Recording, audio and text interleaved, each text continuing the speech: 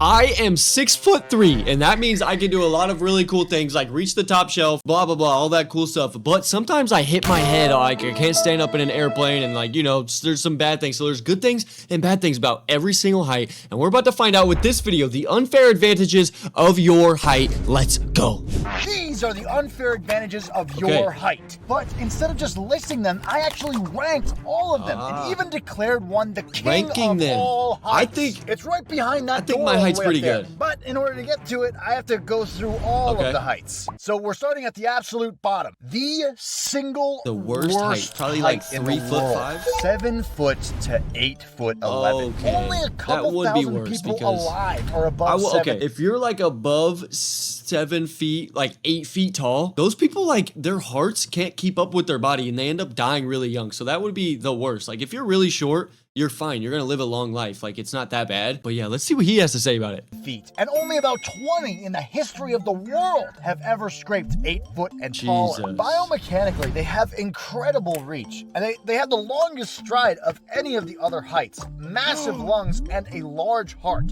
And very powerful throwing leverage. Plus, their tall, slender bodies might actually be better at dissipating heat faster, making them a theoretical beast when it comes to cardio-intense activity. Okay. If you had this guy back in the day hunting, he'd be an absolute weapon. Whoa. But if he's still good, why is he ranked so low? Yeah. At this height, those wicked advantages are completely overshadowed by their disadvantages, which means it's time for a scroll of foibles. Okay, I remember this from... Foibles means disadvantages, by the way. So this is a list of disadvantages. Okay. At this height, you might eat a lot more food. Like, I'm not it getting would like be a expensive. Wow. Plus, you have extreme cardiopulmonary strain with your heart and lungs. That, coupled with severe skeletal instability, completely cancels out any enhanced your bones physical will break capability. easier. It sucks, but that's not where the sucking stops. You also have intense organ stress and a severely depleted lifespan, that's what ruling out any health advantages. Also, life at this height becomes violently inconvenient.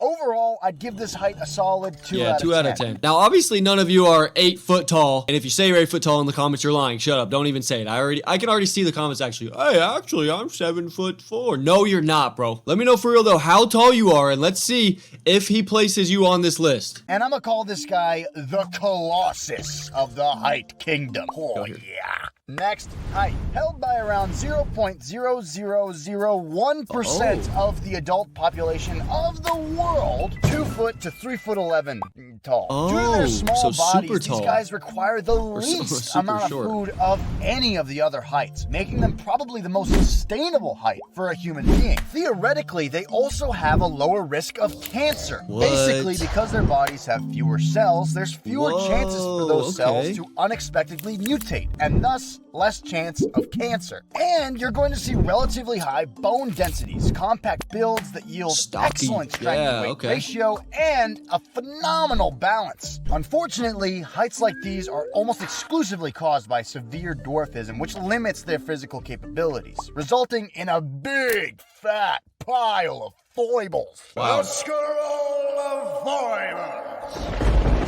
What don't these guys have? Holy moly. We got spinal stenosis, which is severe compression of the spine, compressing vital nerves. We also have chronic pain, neurological compression, sleep apnea, limb deformities, joint problems, infections, and mobility limitations. Plus, a reduced average lifespan. Just like your lifespan if you don't subscribe. But basically, if you're under 4 foot tall, your brain is smaller and all your bones are stronger, but like all your stuff is like too small and doesn't have any room to do anything, so it's not going to work as well. Okay. Half of you are probably under 4 feet tall, but you're still growing, so it's okay. Oh, I'll give this guy a solid 4 out of 10. Okay. And I'm calling them the wisps of the Kingdom of Heights. Now, we're getting into the top 3 heights ever devised by man. Heights weren't really devised by man, but you get it. This is where advantages start obliterating disadvantages, but I'll get to them later. In third place, held by around 2% of adult females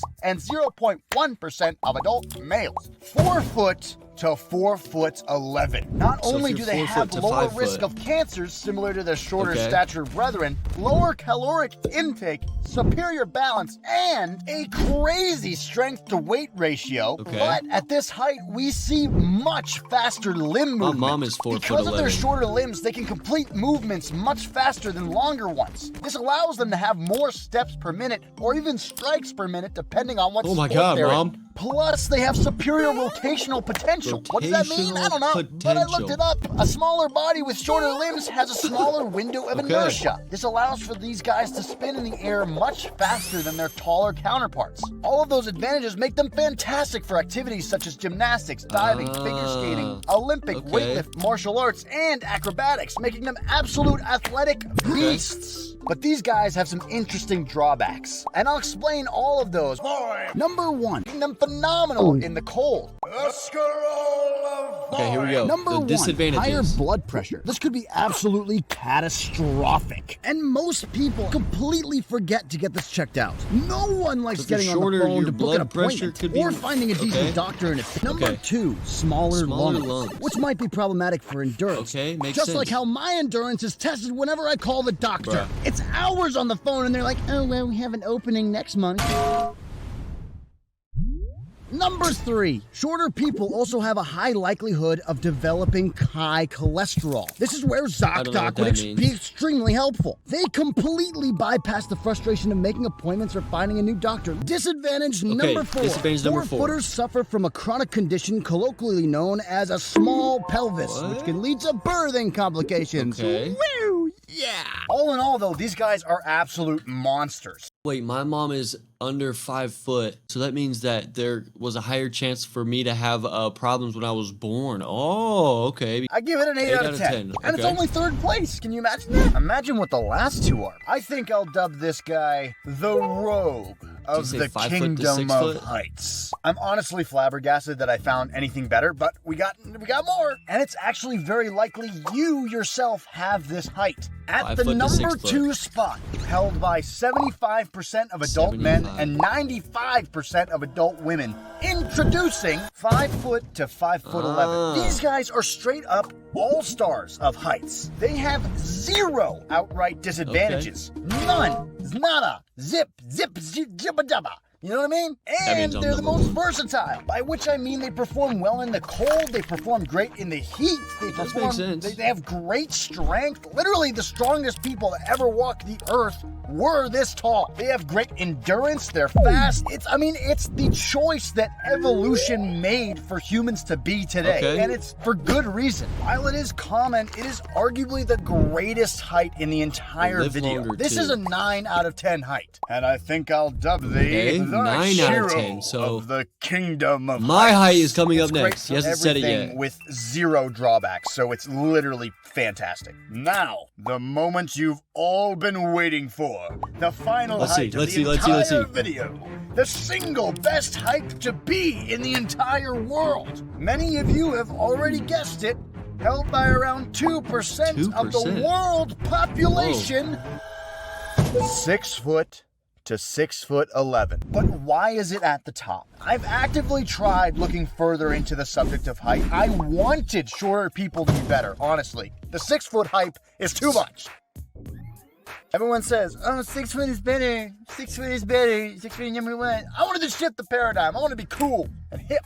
But alas, the research said otherwise. It takes all the potential, all of the versatility, everything that comes with being 5 foot, but then also adds bigger lungs and heart, giving them phenomenal endurance, longer stride, making them faster, longer reach, giving a huge advantage in sports such as rock climbing, basketball, swimming, rowing, and volleyball. Longer arms can also operate as living catapults, maximizing leverage and making them phenomenal at throwing. They also have superior strength. However, this is overall strength, not strength per pound. The shorter heights still edge out in that regard. But with more muscle and a larger skeleton, they're capable of actually moving more total pounds. However, unlike the 5 foot chads, this height actually does come with there is disadvantages. Let's see.